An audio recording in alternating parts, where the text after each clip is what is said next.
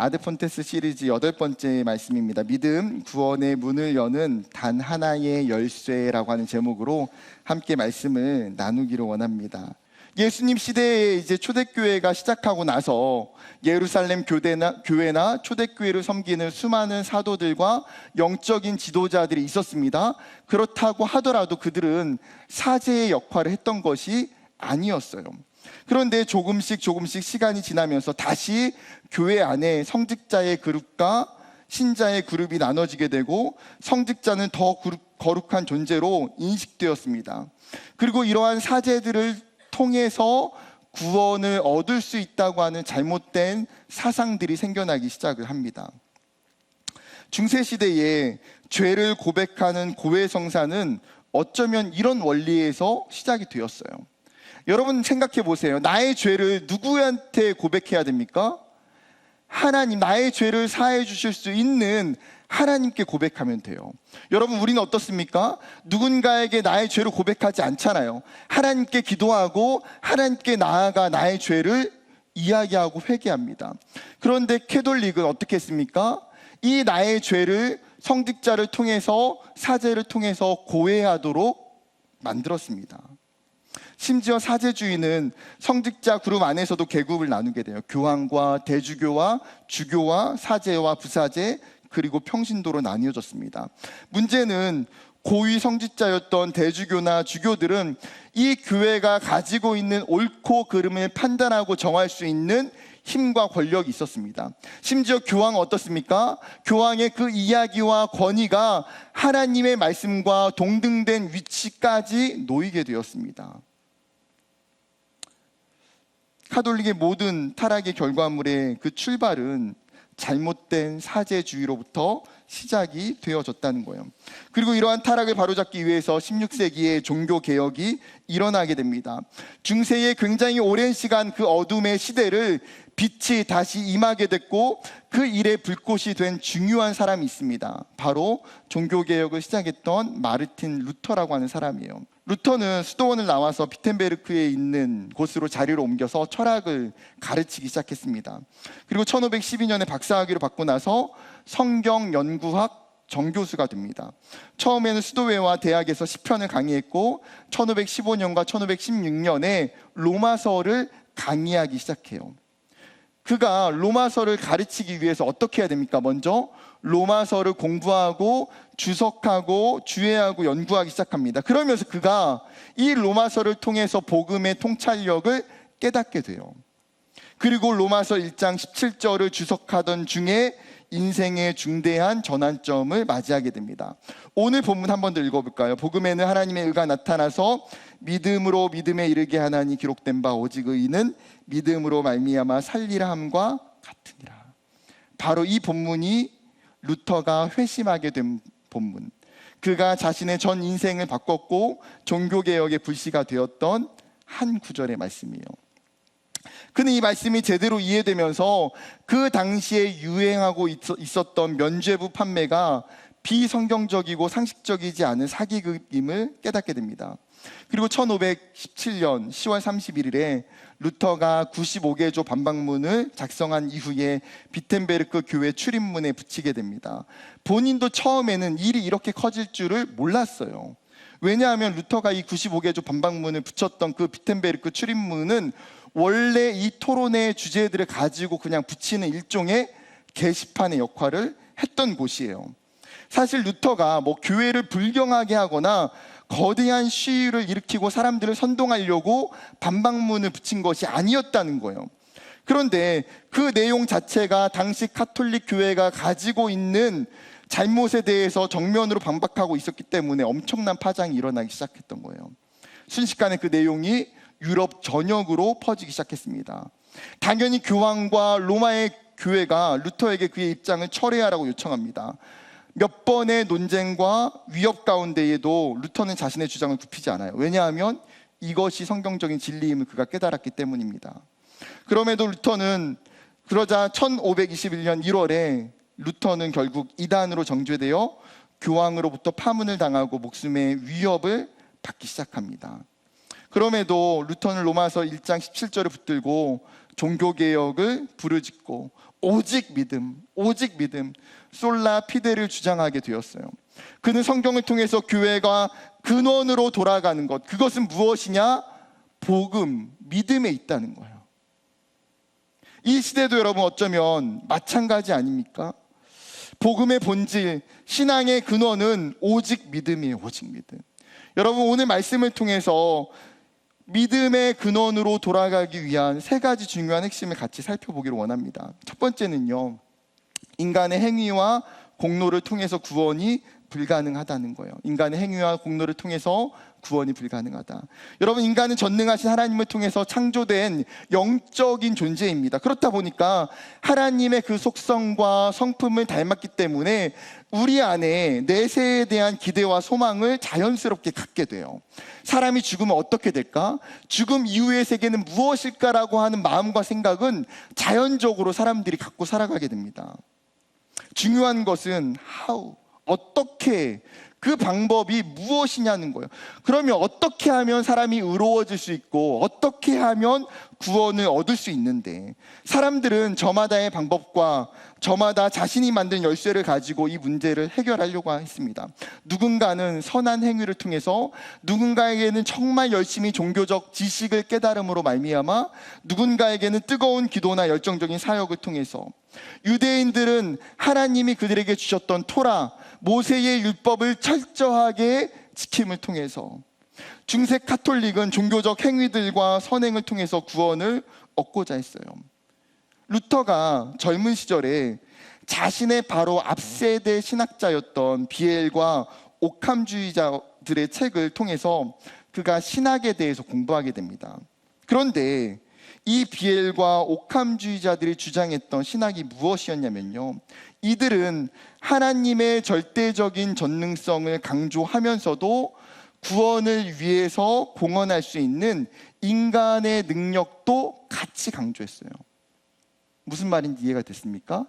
하나님의 구원에 대한 전능성도 당연히 인정하면서도 거기에서 플러스해서 뭐도 필요하다는 거예요. 인간이 구원을 위해서 할 수 있는 인간의 능력도 있다는 거예요. 하나님은 스스로의 능력으로 최선을 다하는 인간에게 은혜를 부어주신다고 생각했어요.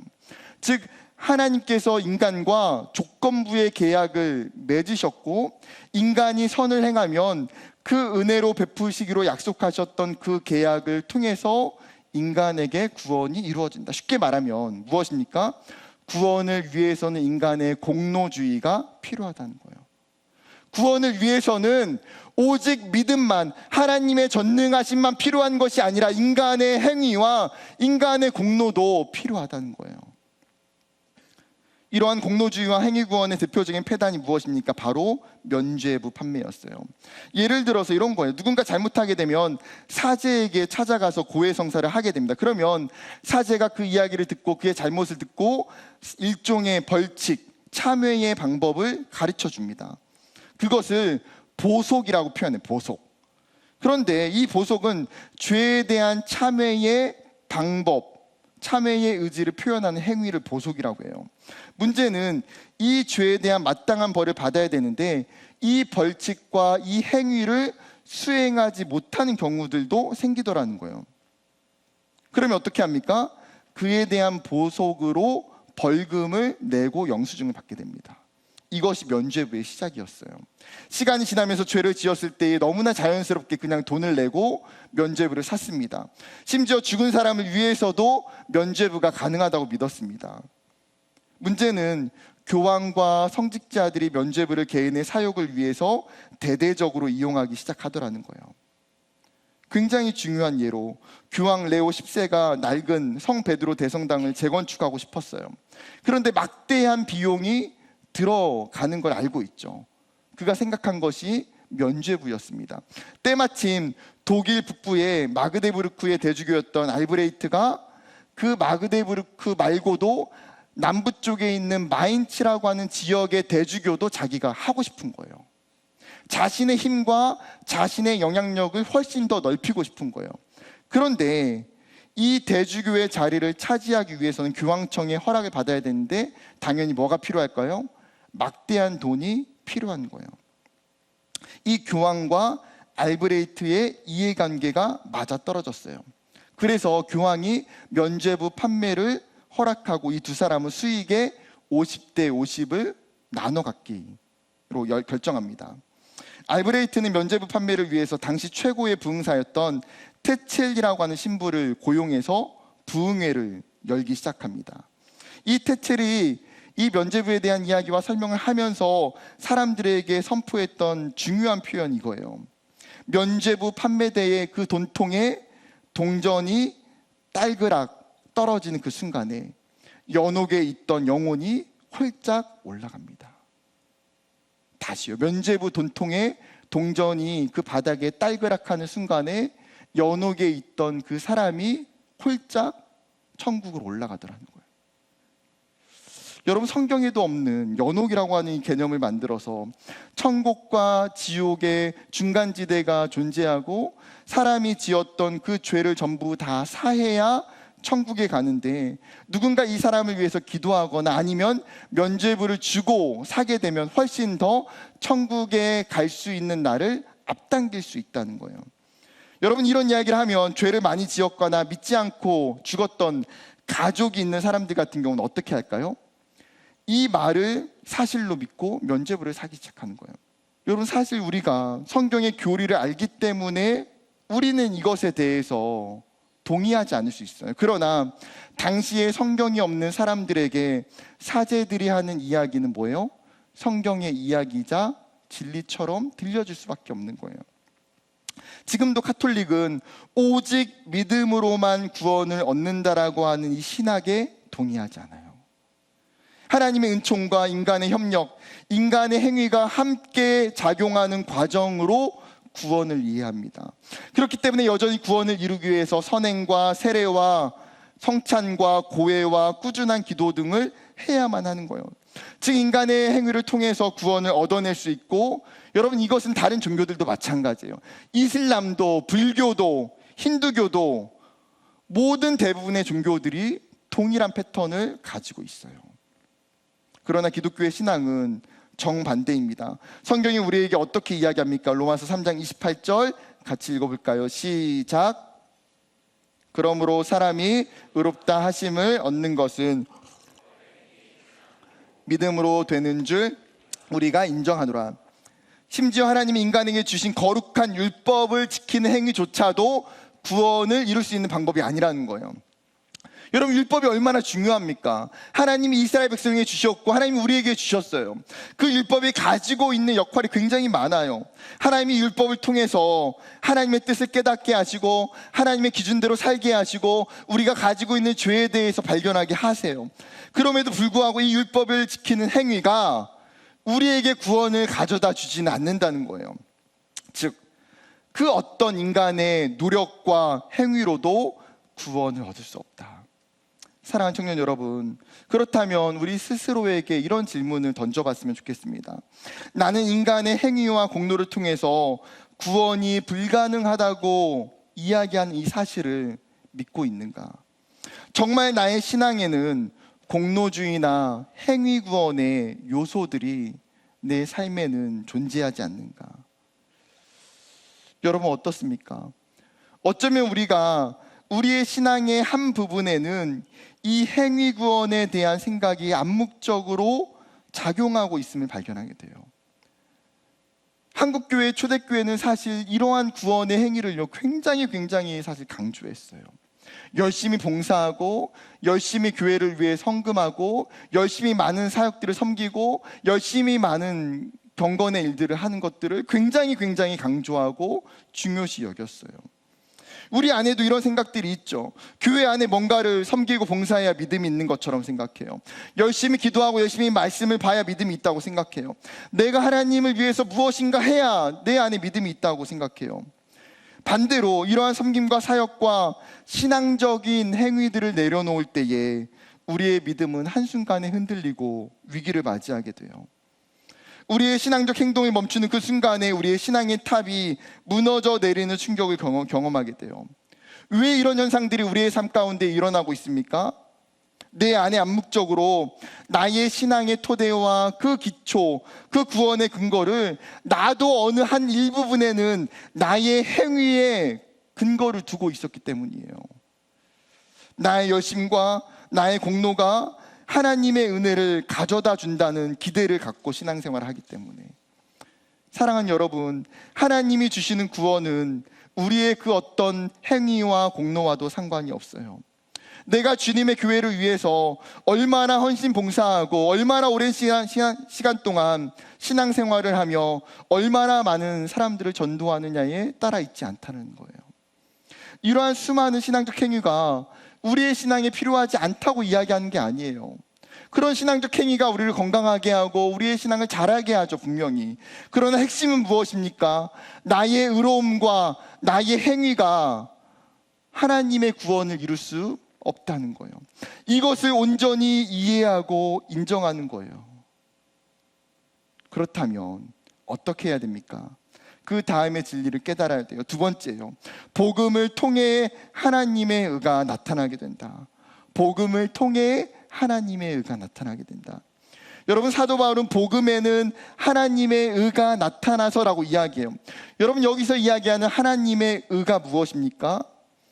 여기서 의로움이라고 번역되어 있는 헬라어 디카이오슈네는 일반적인 의미로 사회적인 정의, 법률적인 공의를 나타낼 때 사용되는 단어예요. 그런데 성경에서 이 의로움, 의라고 하는 단어가 굉장히 많이 사용되고 있는데, 그럴 때의 이 디카이오슈네는 단순한 정의와 공의의 개념을 훨씬 더 초월해요.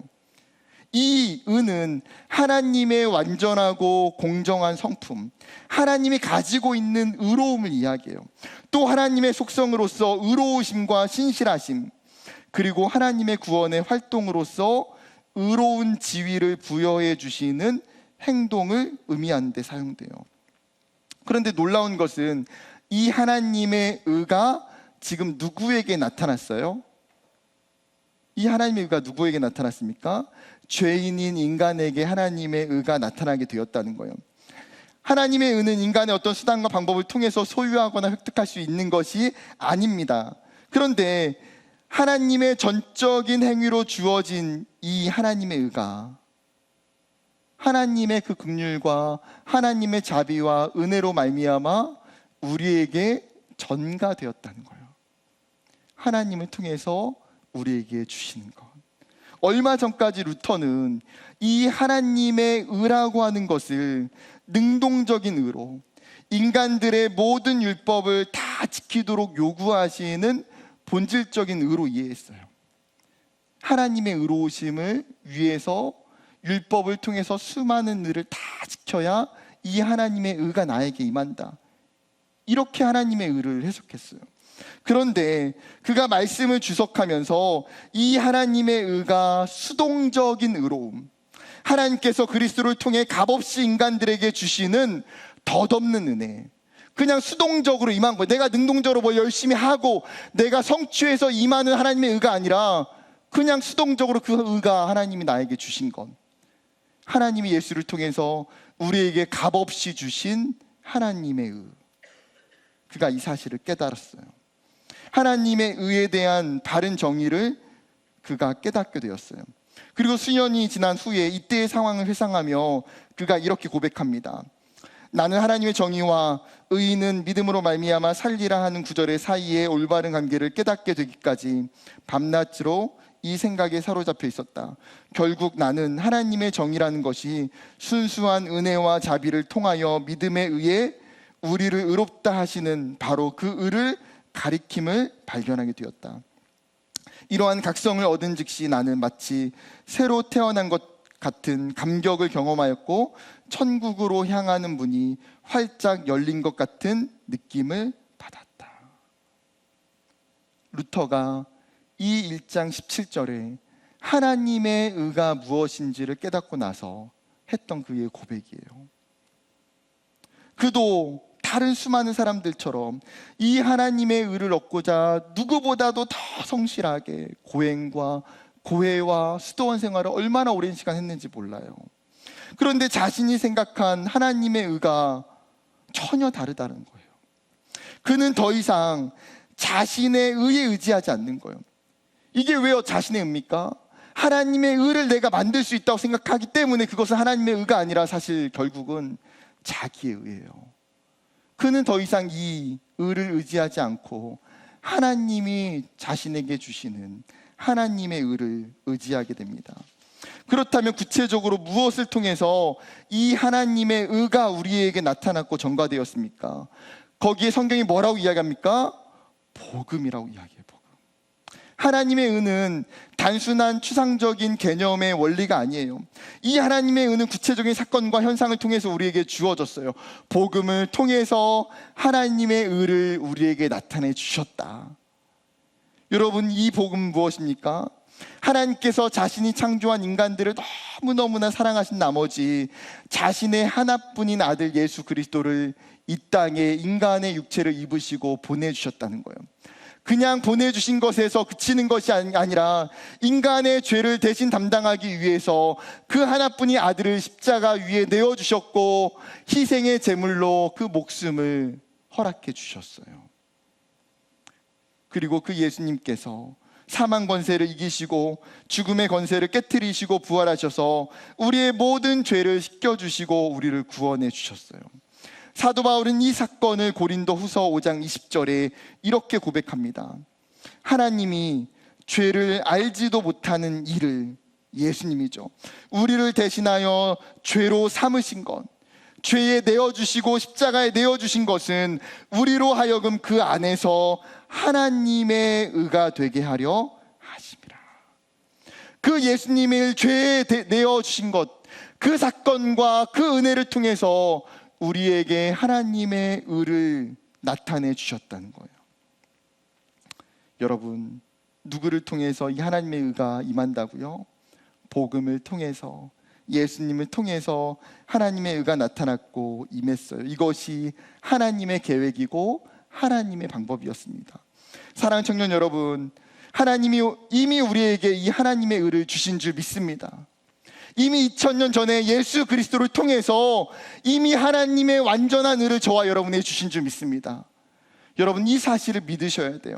내 안에 하나님의 의로움이, 하나님의 완전한 의가 하나님이 나에게 나타내 보여주셨고 내가 그 의를 내가 하나님께서 주신 것을 붙드는 것, 내 노력과 내 공로로 하나님의 의를 얻을 수 없지만 내가 아무것도 하지 않음에도 불구하고 하나님께서 예수 그리스도를 통해서 주신 그 의를 내가 깨닫고 붙드는 저와 여러분이 되기를 주님의 이름으로 축복합니다. 한 걸음 더 나아가서 복음을 통해서 하나님의 의가 나타났다면 그러면 우리에게 필요한 것은 이제 무엇입니까? 세 번째예요. 구원의 문을 여는 열쇠는 오직 믿음뿐이다. 구원의 문을 여는 열쇠는 오직 믿음뿐이다. 사도 바울이 뭐라고 고백합니까? 믿음으로 믿음에 이르게 한다 고백해요. 믿음으로 믿음에 이르게 한다. 예수 그리스도를 통한 복음을 듣고 그 내용을 믿게 될 때 뭐가 생겨요? 믿음이 생겨나게 돼요. 이 믿음은 지식을 통해서 깨닫게 되는 것이 아니에요. 믿음의 대상이 되는 그 예수 그리스도를 온전히 경험하고 신뢰하고 순종할 때 생겨납니다. 예수가 하나님의 아들이시고 그분이 당한 고난과 그 십자가의 죽음이 나를 위하여, 나의 죄를 위하여 죽으신 것을 확신할 때에 나타나게 돼요. 요한복음 3장 16절은 이렇게 이야기합니다. 하나님이 세상을 이처럼 사랑하사 독생자를 주셨으니 이는 그를 믿는 자마다 멸망하지 않고 영생을 얻게 하려 하심이라.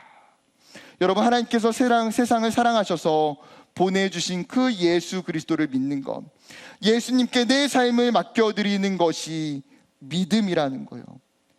그 예수를 믿는 것만이 유일한 구원의 방법이고 구원의 문이에요.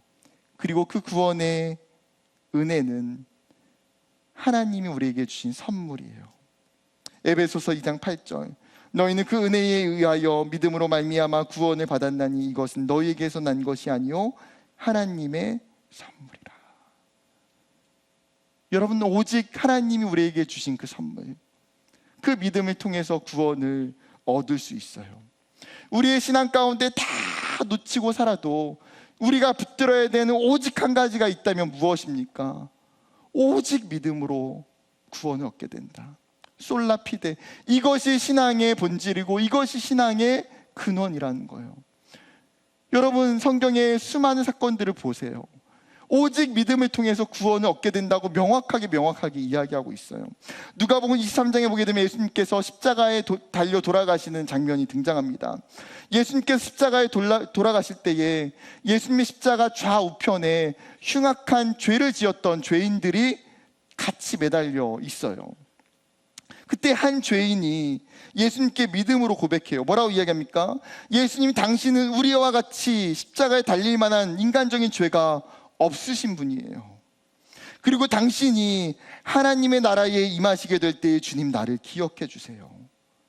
그런 죄수를 향해서 예수님이 말씀하신 것이 무엇입니까? 내가 나와 함께 낙원에 있을 것이다. 너가 구원을 받을 것이라고 약속해 주세요. 여러분, 이 흉악한 죄인, 그가 일평생 가운데에, 이 세상 가운데 얼마나 많은 죄를 지었겠냐고요. 그런데 그가 그 인생의 마지막 죽음 앞에 그 예수님을 향한 그 고백, 그 예수님이 주셨던 그 믿음을 통해서 어떻게 됩니까? 하나님이 주시는 구원의 그 은혜에 동참하게 돼요. 누가복음 18장도 마찬가지예요. 성전에 올라가서 기도하는 두 사람이 있었습니다. 한 사람은 바리새인이요. 바리새인 어떤 사람입니까? 그 당시에 가장 존경받는 종교 지도자이자 율법의 완전한 사람이에요. 그는 도덕적으로 흠이 없는 사람이라고 성경이 이야기합니다. 그가 하늘을 향해서 기도해요. 내가 얼마나 하나님 앞에 열심히 신앙생활하고 있는지, 하나님, 내가 금식도 하고요, 기도도 하고요, 주님 앞에 10의 1조도 철저하게 드립니다. 그런데 그와 반대로 세리는 어떤 사람입니까? 그 당시의 유대 사회에서 죄인이라고 이야기하고 그 유대 사회의 종교적인 아웃사이더에 속해요. 그 누구도 이 세리와 친구를 하려고 하지 않습니다.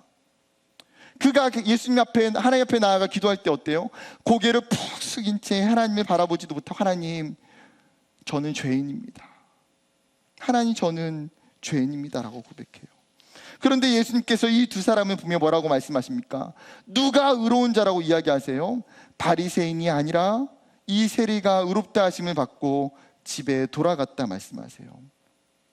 세리는 종교적으로, 사회적으로 예수님께 할 수 있는 것이 하나도 없었어요. 그러나 그에게 주어진 믿음을 보시고 하나님은 그를 의롭다 여겨주셨고 그에게 구원의 은혜를 주셨어요. 여러분, 성경은 우리에게 분명하게 이야기합니다. 정말 우리가 구원을 얻고자 할 때에 우리에게 필요한 것이 무엇인지 정확히 보라는 거예요.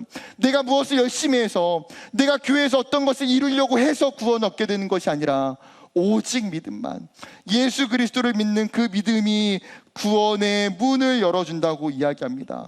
사랑하는 청년 여러분, 그러면 이 청년의 때에 우리가 붙들어야 되는 것은 무엇입니까? 바로 믿음이죠. 여러분에게 이 믿음이 있습니까? 세상 가운데서도 이 믿음으로 살고자 하는 이 분명한 신앙이 여러분에게 있습니까? 사도 바울이 이야기해요. 오늘 결론, 오직 믿음을 붙들고 믿음으로 살아야 된다.